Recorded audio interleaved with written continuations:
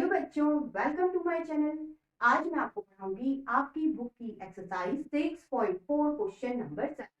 बेटा, आपको इस क्वेश्चन में एक राइट एंगल ट्रायंगल के बारे में कहा है, समकोण त्रिभुज के बारे में कहा है। आपसे बेटा ए बी सी एक राइट एंगल ट्रायंगल कहा है जिसमें एंगल बी बच्चों 90 डिग्री का है। ठीक है, ए बी बेटा 6 सेंटीमीटर है, ये बेटा 6 सेंटीमीटर, बी सी बच्चों 8 सेंटीमीटर है। आपसे क्या पूछा है? आपसे बेटा एसी पूछा है, ये पूछा है। अब बच्चों आप जानते हो राइट एंगल ट्रायंगल में पाइथागोरस थ्योरम लगती है। ठीक है, तो बेटा हम यहाँ पाइथागोरस थ्योरम लगा के एसी पता करेंगे। देखिए, इन triangle A B C Pythagoras theorem से क्या होती है बेटा? हाइपोटेनियस का स्क्वायर इक्वल टू परपेंडिकुलर का स्क्वायर प्लस बेस का स्क्वायर, ये होती है। हिंदी में बात करें तो कर्ण का वर्ग बराबर लंब का वर्ग धन आधार का वर्ग, ये होता है।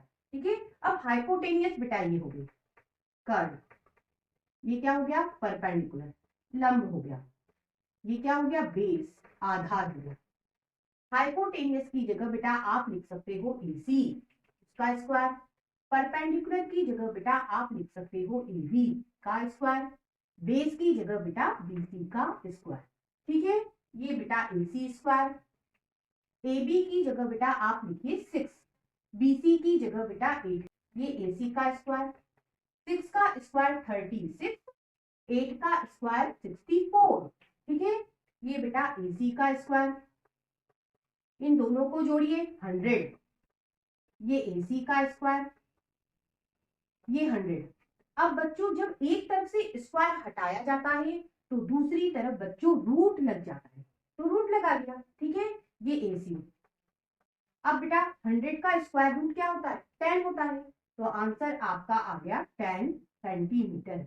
इस तरह से बेटा AC क्या आया? 10 सेंटीमीटर। अब बच्चों इसी क्वेश्चन में अगला पार्ट, इसमें बेटा आपको AC दे रखा है 13 सेंटीमीटर, तो ये बेटा 13 सेंटीमीटर।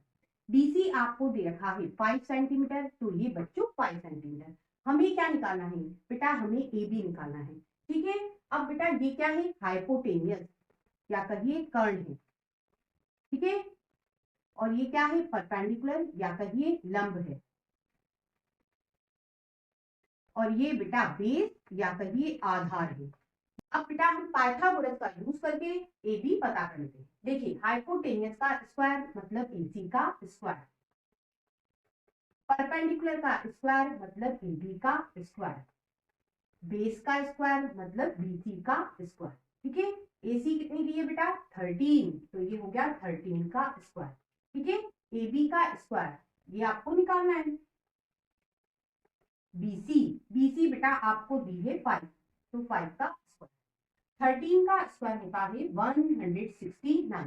ठीक है, इक्वल टू एबी का स्क्वायर, 5 का स्क्वायर बच्चों 25, ये 169 प्लस का 25 है, दूसरी तरफ ले जाओगे माइनस का हो गया, और इधर क्या बचा बेटा? AB का स्क्वायर, घटाएंगे 144 इक्वल टू AB स्क्वायर।